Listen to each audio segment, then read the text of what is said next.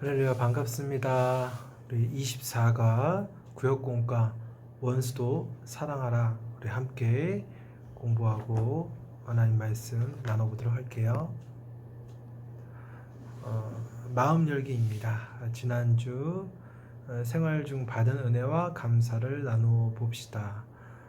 이번 주는 우리 어떤 것을 나누면 좋을까 생각을 해봤는데 우리 인생 가운데 가장 큰 행복감, 가장 행복했었던 어떤 시절, 어떤 날, 행복했던 날 혹은 시기, 어떤 시기, 그런 행복감을 누린 때를 기억하면서 우리 구역원들과 함께 그런 행복했던 시절을 함께 나누는 그런 시간을 보내기를 바랍니다.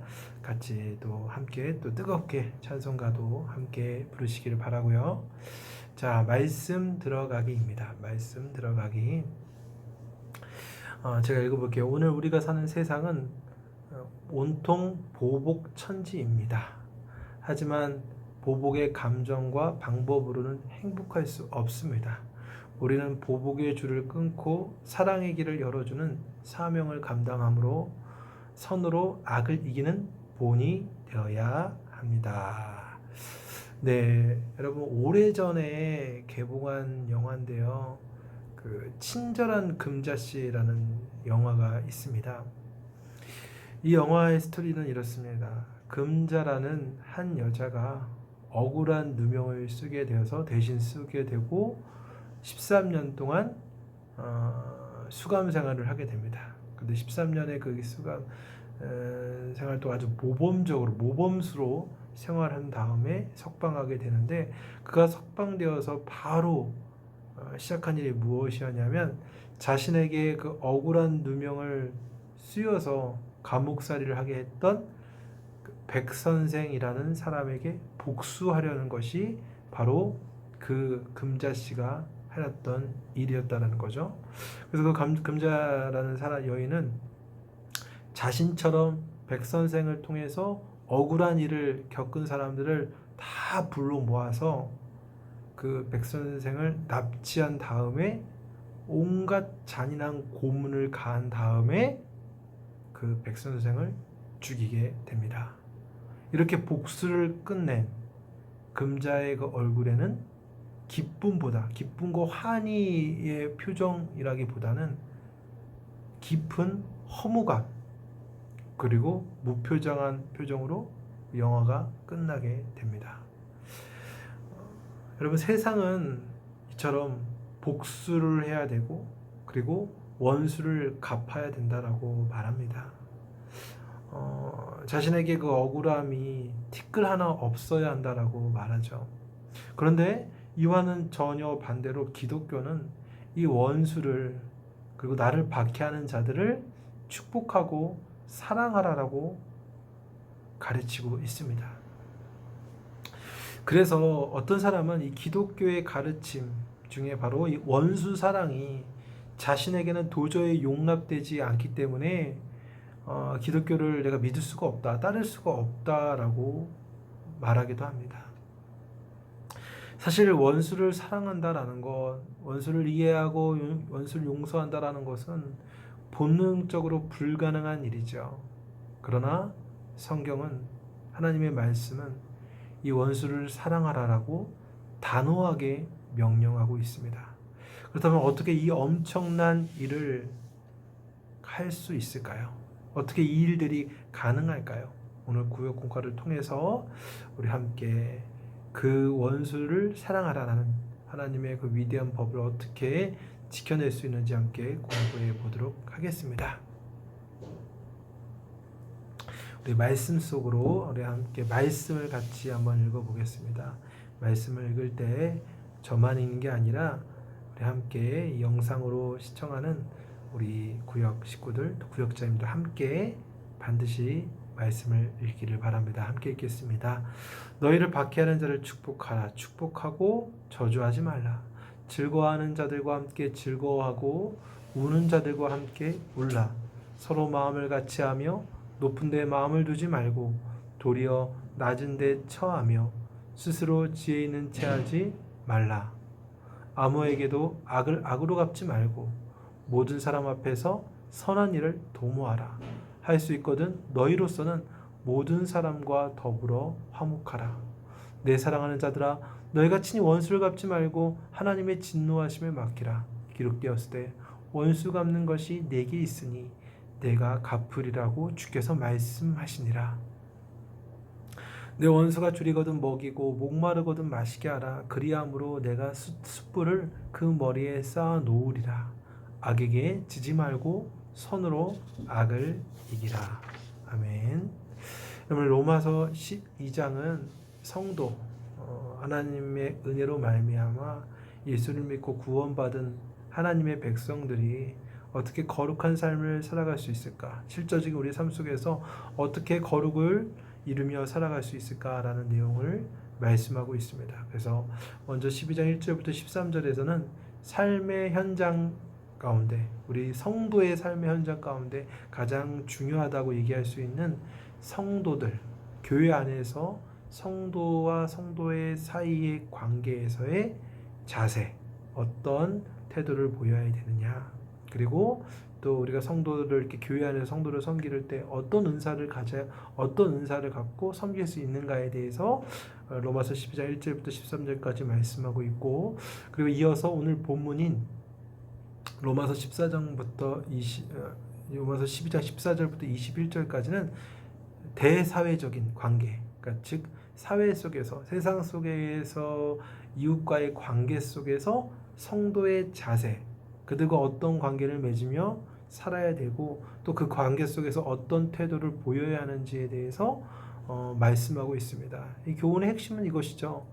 바로 성도를 핍박하는 자, 곧 성도와 원수된 자들을, 우리와 원수되고 우리의 관계 속에서 어려움 가운데 있는 이들을 선으로 갚고 더 나아가 그들을 사랑하라는 놀라운 말씀을 바울은 전하고 있습니다. 그리고 또 이 기쁨과 슬픔을 또 우리 이웃과 함께 나누고 마음을 합하고 그들과 화목하기를 힘쓰라고 말씀하고 있습니다. 자, 그럼 구체적으로 우리 질문과 답변을 통해서 한번 더 살펴보도록 할게요. 1. 이 땅을 살아가는 성도들은 누구와 화목하게 살아야 합니까? 로마서 12장 18절 제가 읽겠습니다. 할 수 있거든 너희로서는 모든 사람과 더불어 화목하라 라고 말하고 있습니다. 여러분 성도는 할 수만 있다면 모든 사람과 더불어서 화목해야 한다. 이것이 바로 성경의 가르침입니다. 화목은 영어로 peace, 즉 평화를 말합니다. 우리는 가족과 그리고 성도들과의 화목하는 것, 이것은 뭐 어려운 일은 아니죠, 그렇죠? 내 사랑하는 가족, 내 친족인데 당연히 화목하려고 노력할 테고, 그리고 교회 안에 있는 우리 한 형제여 자매인 성도들과의 화목을 이루기 위해서 당연히 애를 씁니다. 그런데 세상 사람들, 즉 불신자들, 그 이웃들과 화목하는 것, 그들과 더불어 화목하는 것은 쉬운 일이 아니라는 거죠. 그럼에도 불구하고 우리는 그 일을 피하지 않고 순종해야 한다라는 것입니다. 왜냐? 그들과의 관계가, 불신자들, 세상에 있는 사람들과의 우리의 관계가, 그 관계를 통해서, 그들과 화목의 관계를 통해서 우리가 복음을 전할 수 있는 가장 중요한 통로로 사용되기 때문이라는 것입니다. 여러분, 내 이웃과의 관계에서 만약에 화목하지가 않아요. 어떤 화목이 이루어지고 있지 않아요. 그렇다면 아예 그 이웃을 향해서 복음을 전할 기회가 상실된다라는 거죠. 복음이 차단돼 버린다라는 거예요. 그런데 반대로 그 이웃과 불신 세상에 있는 사람들과 굉장히 화목의 관계를 내가 맺고 있다면 언제든지 예수의 복음을 전할 수 있는 기회를 얻게 된다라는 것입니다. 예수님께서 이 땅에 오셨을 때 우리 인간은 예수님과의 화목을 거절했어요. 오히려 예수를 원수로 여기고 등 돌렸다라는 거죠. 그럼에도 불구하고 예수님은 먼저 우리를 향해 다가오시고 손을 내미셨다라는 거죠. 우리를 만져주시고 위로하시고 그리고 본인의 육신을 그렇죠. 자신의 육신을 대속물로 드림으로 하나님과 우리의 관계를 완전히 화목시켰다라는 거죠. 화목을 이루셨다라는 것입니다. 그럼 이처럼 화목은요. 예수님의 삶처럼 기다리는 것이 아니라 내가 화목의 관계를 만들기를 원한다면 먼저 누군가 나에게 다가오기를 기다리는 것이 아니라 먼저 손을 내미는 일에서부터 화목이 시작이 된다라는 것이죠. 먼저 다가가야 한다라는 것이죠. 그리고 화목은 화초에 물을 주는 것처럼 지속되어야 된다는 겁니다. 화목의 관계는 일회성이 아니에요. 한 번만 잘한다고 해서 그 관계가 화목하게 될 수 있는 게 아니에요. 화목을 위해서 지속적인 물을 줘야 된다는 거죠. 그죠? 화초가 건강하게 자라려면 그 사람이 그 화초를 키우는 주인이 지속적으로 때마다 물을 줌을 통해서 그 식물이 건강하게 자라나는 것처럼 마찬가지로 우리가 이 화목의 관계를 이루기 위해서 내가 지속적으로 수고하며 섬기며 나아갈 때 화목의 꽃을 이웃과의 관계 속에서 화목의 꽃을 피울 수 있게 된다는 것입니다. 여러분 이것은 단순히 이웃과의 관계에서뿐만 아니라 가정에서도 똑같이 적용이 됩니다. 여러분 가장 편안하고 내가 익숙한 가정이라고 할지라도 그 관계, 그 가정 안에 있는 관계를 그냥 방치해 버리면 어느 순간 온갖 잡초가 자라나서 그 가족 안의 그 관계에 막힘을 준다는 겁니다. 그래서 갈등이 생기고 심지어 깨지는 가정이 생기기도 하죠. 여러분 가정도 마찬가지로 화목을 위해 지속성이 있어야 돼요. 수고함이 있어야 된다는 거죠. 헌신과 섬김이 있어야 된다는 겁니다. 그래서 우리 모두가 이 가정의 화목과 더불어 이웃, 또 성도 모든 관계에서 더불어 화목하게 힘쓰는 우리 성도가 되기를 바랍니다. 2번입니다. 우리 2번 볼까요? 우리가 화목의 관계로 나아갈 때 반드시 넘어야 할 대상은 누구입니까? 로마서 12장 19절과 14절입니다. 내 사랑하는 자들아 너희가 친히 원수를 갚지 말고 하나님의 진노하심에 맡기라. 기록되었으되 원수 갚는 것이 내게 있으니 내가 갚으리라고 주께서 말씀하시니라. 너희를 박해하는 자를 축복하라. 축복하고 저주하지 말라라는 것입니다. 우리의 화목의 관계, 누군가와의 화목을 이루는 관계 속에 나아갈 때 반드시 넘어야 할 대상이 있어요. 그게 대상이 누구냐면 바로 원수라는 거예요. 원수를 넘어서야 된다라는 것입니다. 우리는 모든 관계 속에서 화목하고 싶지만 뜻하지 않게 원수의 관계가 맺어지는 경우가 발생해요. 먼저로는 내가 상대방을 향한 미움과 증오의 감정을 통해서 원수가 되는 경우도 있지만 내 의도와 다르게 상대방이 나에 대해서 증오와 미움의 감정을 갖게 하는 것도 역시 원수 관계라고 할 수 있습니다. 그래서 여러분 원수라는 것은 나와 멀리 있는 사람이 아니에요. 원수 관계를 맺게 되는 사람들을 보면 가까이 있는 사람이라는 거죠. 생각해 보십시오. 내가 지금 대한민국 원주에서 사는데 저 멀리 유럽에 있는 영국 그 런던에 사는 사람과 내가 원수가 되겠습니까? 되고 싶어도 뭐 갈 수가 없잖아요. 그죠? 만나지도 못하고. 그죠? 나와 원수가 되는 관계라는 것은 그만큼 만남이 있고 접촉이 있고 대화가 있고 가장 가까이 있는 사람이기 때문에 원수가 된다라는 것이죠. 여러분 가장 좋은 것은 어떤 누구와도 원수가 되지 않는 것이죠. 그러나 그런 완벽한 관계, 완벽한 화목의 관계를 만들어면서 사는 것은 사실 불가능에 가깝습니다. 결국 우리 인생 가운데는 원수를 만나게 되는데 그 원수를 넘어서야 된다는 거죠. 증오와 미움이라는 것은요, 시간이 가면 갈수록 더 강성해져요.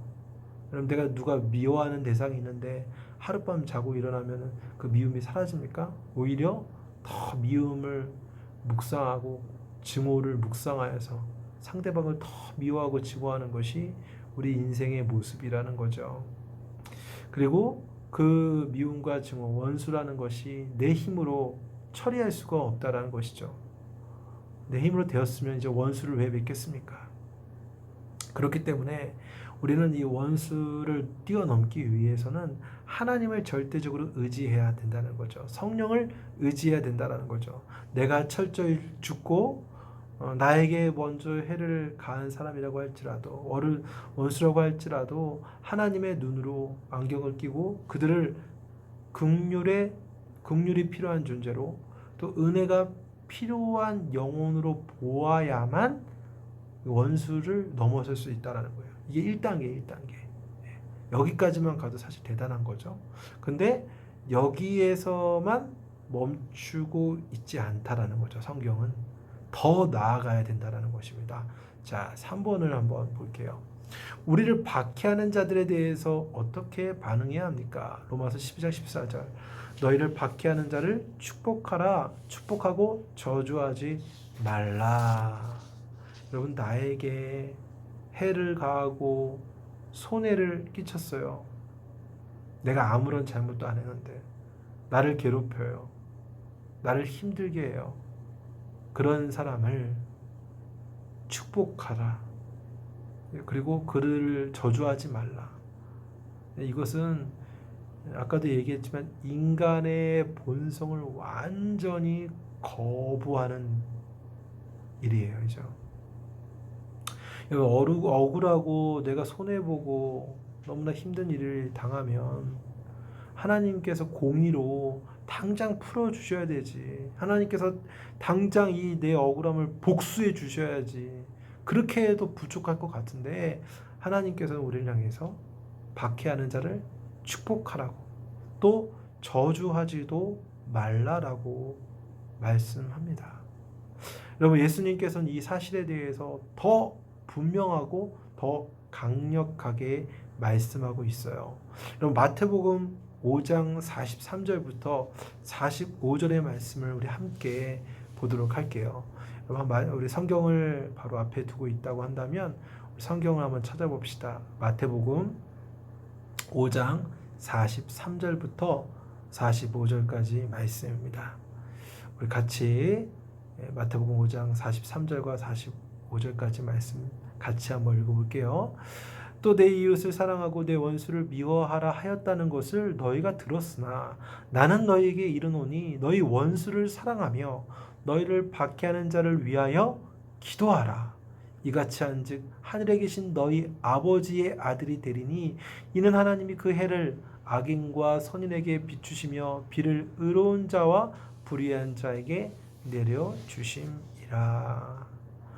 나를 박해하는 자, 즉 원수를 사랑하고 또 그들을 위해서 기도까지 하래요. 그리고 이 같은 일을 행하는 사람이 하늘에 계신 너희 아버지의 아들이 된다라고 말해요. 즉 하나님의 자녀라면, 하나님의 내가 백성이라면, 그리고 하나님의 친아들이요 친딸의 모습이라면 원수를 사랑하고 축복하고 기도하며 살아가야 한다라고 말씀하고 있습니다. 여러분, 이 일이 가능한 것은 아까도 이야기했지만 우리 안에 성령의 역사를 통하여 원수에 대한 용서를 함으로 시작이 됩니다. 나를 먼저 박해했으나 그를 용서하는 거죠. 그렇죠? 나를 괴롭혔으나 그를 불쌍히 여기고 용서하는 것입니다. 여러분, 용서를 받은 자가 할 수 있어요. 내가 용서받은 경험이 없으면 누군가를 용서해 줄 수가 없어요. 그러나 우리는 예수 그리스도를 통해서 용서함을 받았어요. 죄와 사망의 굴레를 통해서 하나님과 완전히 원수된 관계였으나 예수 그리스도의 그 보혈의 피와 그 십자가의 은혜로 말미암아 우리는 하나님으로부터 무한한 용서를 받게 되었습니다. 여러분, 이 용서를 받았어요, 우리는. 그래서 이 용서의 힘을 갖고 우리는 다른 누군가를 용서해야 한다는 거죠. 그것이 바로 성령의 힘이요, 성령의 능력이에요. 성령의 충만함 가운데 이 놀라운 역사가 일어나는 것입니다. 여러분, 내 인생 속에서, 내 인생의 관계 속에서 원수로 묶여있는 이웃이 있다면 무한하신 우리 안에 계신 그 성령의 능력을 의지하시고 그분 성령으로 충만하시기를 바랍니다. 그러면 먼저 다가가고 용서하고 그를 품어주는 용기를, 그 위대한 용기를 하나님께서 주신다라는 거예요. 내 힘으로 되지 않기 때문에 외부에서 그 강력한 성령의 힘으로, 하나님의 능력으로 내 마음에 그를 불쌍히 여기고 용서하는 마음으로 열린다라는 것이죠. 그것이 바로 하나님의 일이라는 것입니다. 그럴 때 어떤 일이 일어납니까? 그를 축복하고 또 그를 위해 기도할 수 있는 놀라운 일이 일어난다는 것이죠. 자, 4번입니다. 원수와 화목의 관계로 나아가기 위한 구체적인 방법은 무엇입니까? 내 사랑하는 자들아, 너희가 친히 원수를 갚지 말고 하나님의 진노하심에 맡기라. 기록되었을 때 원수 갚는 것이 내게 있으니 내가 갚으리라고 주께서 말씀하시니라. 내 원수가 줄이거든 먹이고 목마르거든 마시게 하라. 그리함으로 내가 숯불을 그 머리에 쌓아 놓으리라. 원수와의 화목의 관계를 가능케 하는 방법 두 가지는 원수 갚는 것을 하나님의 진노하심에 맡기는 것이고, 두 번째는 원수가 줄이거든 먹이고 목마르고 마시게 하는 것이에요. 조금 더 설명을 하자면, 하나님께서는 여러분 분명히 말씀하셨어요. 원수 갚는 것, 그리고 우리가 복수의 칼을 휘두르는 것을 하나님께서는 금하셨어요. 우리 예수님께서 겟세마네 동산에서 기도하신 이후에 대제사장의 그 무리들, 그 로마 군병과 함께 와서 그 종들이 와서 예수님을 붙잡으려고 할 때 제자였던 베드로가 칼을 뽑죠. 그래서 말고의 귀를, 오른쪽 귀를 자르게 됩니다. 그러자 예수님께서 즉시로 베드로의 칼을 다시 칼집에 넣게 하시고 그 말고의 귀를 고쳐주시죠. 여러분, 예수님께서 만약에 복수의 삶을 사셨다면 결코 하나님의 뜻을 이룰 수가 없었어요. 오히려 우리를, 자신을 해한 인간을 둘이 용서하시고 십자가의 사랑으로 내어주시죠. 원수를 사랑하시죠. 예수님께서 그렇게 사셨다는 겁니다. 그렇다면 왜 이 복수하는 것, 이 원수를 갚는 것을 왜 우리가 할 수 없게끔 막으셨을까? 여러분, 만약에 원수 갚는 것이 하나님의 말씀으로 허락이 되었다면 이 세상의 사회 질서는 완전히 깨져요. 어디를 가나 피바람이죠. 내가 조금만 나를 해를 가하면 내가 바로 복수할 수 있다라고 그런 법으로 제정되어 버린다면, 여러분, 그냥 갑자기 어디가 길을 가고 있는데 뭐 여기저기서 싸움이 나고 칼을 휘두르고, 그쵸? 서로가 서로를 언제 죽이고 또 내가 언제 죽임을 당할지 모르는 두려움이 늘 사로잡히는 정말 그런 관계가, 그런 삶이 계속해서 벌어진다는 거죠. 그리고 무엇보다 원수 갚는 것이, 그리고 공의를 이루는 그 일이 하나님의 일이라는 거죠. 그것을 하나님의 일인데 그것을 내가 하겠다, 내가 먼저 손을 대겠다라는 것은, 내가 원수를 갚겠다, 내가 주관자요 심판자가 되겠다라는 것은 월권행위예요. 월권행위. 하나님이 해야 할 그 권리를 내가 빼앗아서 행한다라는 거죠. 그리고 원수 갚는 것으로 우리의 영혼에 기쁨과 유익을 주는 게 아니다라는 거죠. 오히려 하나님의 은혜를 상실케 되고 우리의 영혼을 더 황폐하게 만든다라는 거예요. 복수의 끝은 희열이 아니에요. 물론 잠깐의 그런 기쁨이 있을 수 있어요. 그런데 깊은 허무감과 괴로움이 찾아온다라는 거죠. 절대 우리 영혼에 유익을 주지 않는다라는 거예요. 그리고 성경에서 항상 말하고 있죠. 오늘 말씀에서도 이야기하고 있지만 선으로 악을 이긴다라는 이 말씀을 진리로 받아들이셔야 돼요. 그럼 무한한 사랑이 원수를 이기는 거예요. 여러분 사랑의 원자탄 손양원 목사님의 일화를 잘 아실 겁니다. 이 손양원 목사님은 그 여수의 그 나병 환자촌이죠. 거기에 애양원이라는 요양원을 만들어셔서 정말 그 나병 환자의 그 아픔의 그 고름을 본인의 입으로 다 빨아서 그렇게 막 스킨십을 하시면서 정말 그들을 헌신하고 봉사하면서 하셨어요.